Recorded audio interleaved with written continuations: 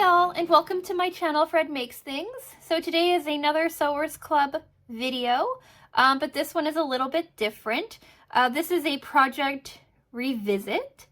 So how I structure my Sewers Club videos is that I have a monthly unboxing video of the current subscription box, and then I have a project review of that box 2 weeks later. What I've been doing for this calendar year, 2022, is I have been revisiting last year's projects as well, if I found that last year there was something that I wanted to change or improve or do on said project. So for example, with this box here, this was May of 2021's pattern, our project, I should say, and it was the Back to the Basics table runner. I loved absolutely everything about this table runner. I liked the construction, I loved the colors, I liked everything. My only critique really about this was that it was a little too short for my table. I still have it, I still use it, it's right here. Right, it's all nicely, well, not nicely folded, but it's all folded so you can see it in the video. It's a little dirty, I need to wash it, but I really like it. I like the 3 different types of color that was in here. And yeah, like I said, my only downside to this was the size. So what I did this year is I changed the colors, right, because I can get my hands on the batik. I changed the colors and I made it a little bit longer and I think a little bit wider. So yeah, let's discuss this month's project. So first off, I started with fabric that I already had, and that was this beautiful blue polka dot. This is what I, this is what I started with. This beautiful multicolored kind of raindrop scaly kind of fabric. And then I had this blue polka dot fabric that matched perfectly. And then I didn't really have a third fabric that I liked that matched with it. I had some with like this beige and brown in it that I really liked too, but I felt like the pattern was getting to be a bit like overwhelming with those 3 different patterns. They were too vibrant. So what I did is I went to Joann Fabrics. I needed to pick up thread for this, so I also picked up this beautiful kind of well, pink color, right? It's kind of like almost like a, I think of it as like a salmon-y coral kind of shade, and it works really, really well with this pink line in here. So it sits kind of like this. And I really like it. What this is, it's blanket binding. And when we get to construction, I'll talk about what I did with it. But yeah, so I used these 3 colors to build my table runner. Yeah, so let's get into how I put it together. Normally these videos are in 4 parts. Part 1, introduction. Part 2, putting the project together. Part 3, pros, cons, and user error. And then part 4 is final thoughts and wrap up. So I guess right now we're launching into part 2. There really wasn't a part 1.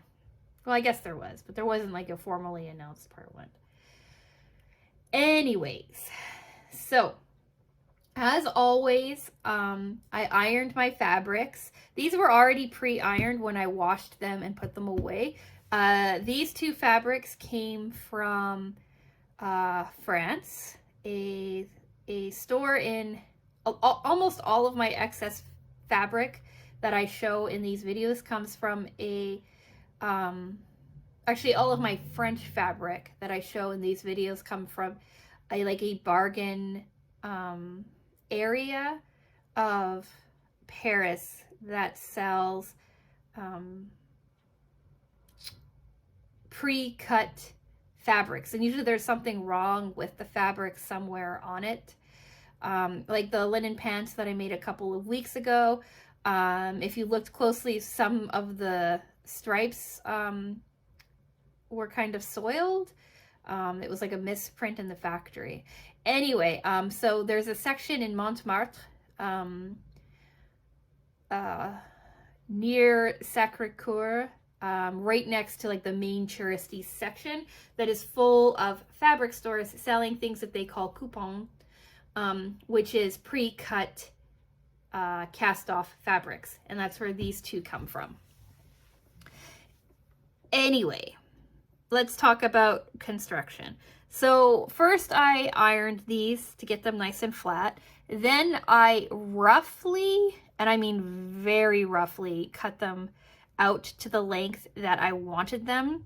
The original pattern called for 43 inches, and I believe I made these ones 50 inches, around 50 inches, 48 to 50 inches, something like that.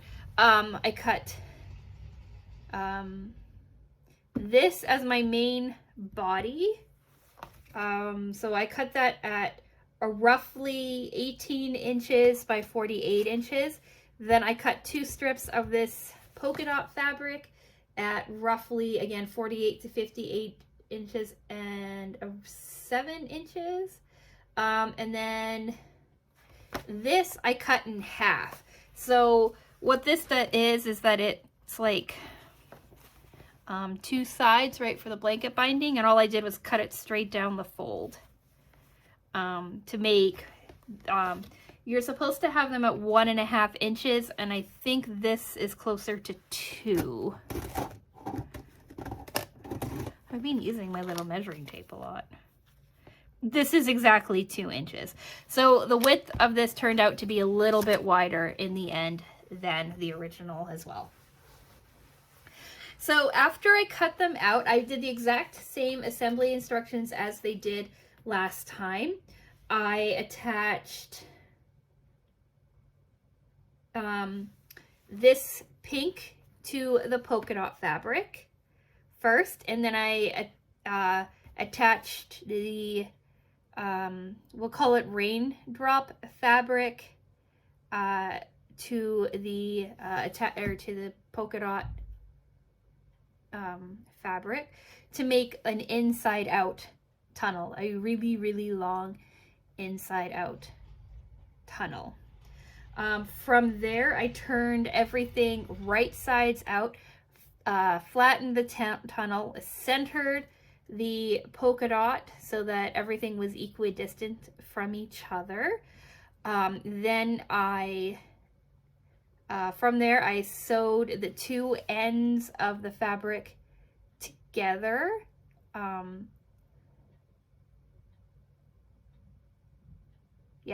Sealing it off. Then I folded those ends kind of into a point and used hem tape to close down the sections, or to seal off the sections and make everything nice and smooth and flat. So really, to put this whole project together, start to finish, with cutting, sewing, and finishing, it took me an hour and a half, 2 hours.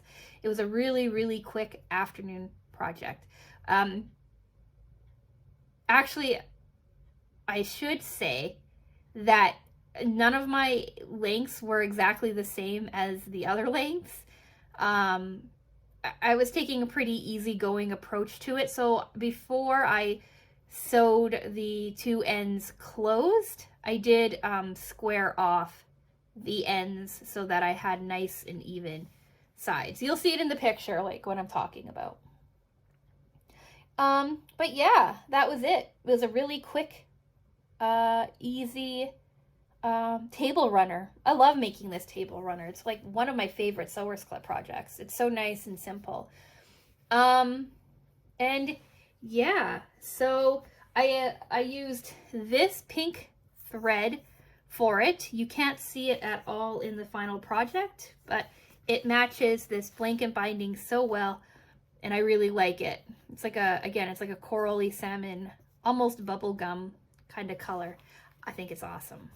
Just awesome. Yeah, so now to see the finished product. I'm going to show it to you on screen, but I'm also going to give you picture or video of it all together so that you can see it on the table to give you an idea of how big it is. So, because it will not fit on here. So here's my point.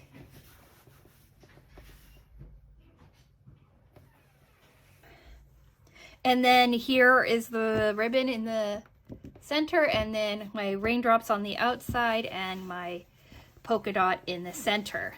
I kind of wish I had done my polka dot on the outside and my raindrops on the center, but I think this looks really, really cool as is.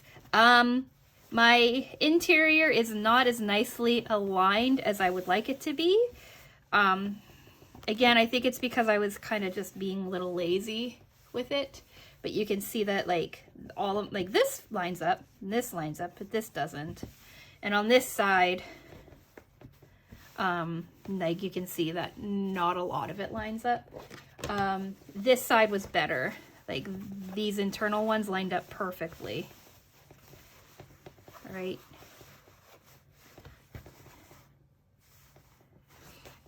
And I gloated last year when I made this that when my cousin made hers didn't line up and hers looked more like this. But there you go. That's the interior. Here's the exterior. Like I said, it's too big to show you on camera, so I'll have a video or a photo or something of it running for you to see. Yeah, so let's talk pros, cons, and user error. This is also going to be quick because I made it and I revisited it, so I kind of know already what pros and cons are. Pros, it fits my table better. Again, I love this pattern. I love this style of table runner. I love how easily it comes together. I love how you can adapt it to make it any length that you want. You could probably make it any width that you want to if you're being really creative. To give you an idea, this one is wider by like ½ inch or so, maybe an inch. So it's a little wider, and it is quite a bit longer. Again, I'll show you in a photo how long it is. Yeah, cons. There are no, there's one con. I think these colors are beautiful, but it's a little bit too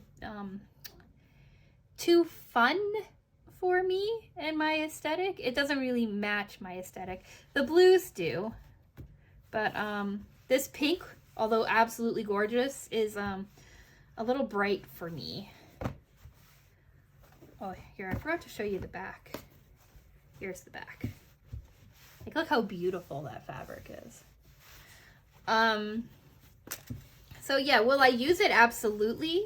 Is it like something I'm going to reach for all the time? Probably not. But it is definitely fun. It's a very, very fun material. Okay, user error. Well, there's two really. One is I didn't cut, I was impatient really through this whole project. And I didn't take my time to cut this ribbon nicer.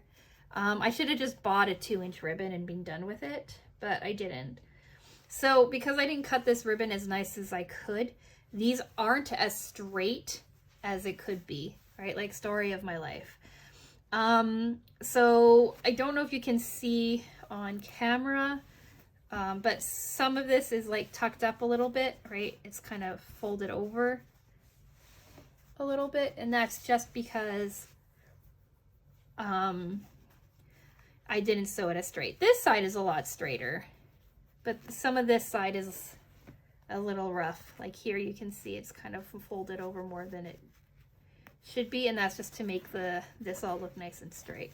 When I was ironing, I made sure to make it look much straighter. Yeah. And then my other user error rate is that these just don't quite line up, which means that like my measurements were a little bit off. Yeah, and now we'll get into final thoughts and sign off. So, comparing the size of this and the style of this to the original one, I like the look of the original one more, but I really like how fun this one is. I really like how long this one is, and yeah, I look forward to using it on my table for a little bit. It feels like it's a very much like a summery kind of print, so I'm probably going to keep it on my table permanently come like June or something for part of the summer. I tend to change my table runners up a lot because I have quite a few. Yeah, so not much to say with project revisits because I usually like the project, which is why I revisit it. But I always think that there could be something to be improved on. If I don't do a project revisit in a month, I do a pattern review where I get a different pattern from Sewers Club and review that instead, which was what happened last month and the month before that, I believe. Yeah, so I'm going to sign off now. Quick housekeeping thing actually before I do my sign off.